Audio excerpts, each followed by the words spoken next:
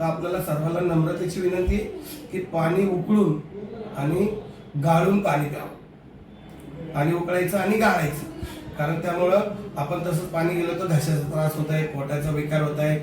आणि विशेष करून आपले लेकरं, आपण काम धंद्याला जातो व ते बॉईल पाणी केले, लेकरांना बाबा दुसरं पाणी पिऊ नका, हे बॉईल केलेलं पाणी हेच पाणी घ्या.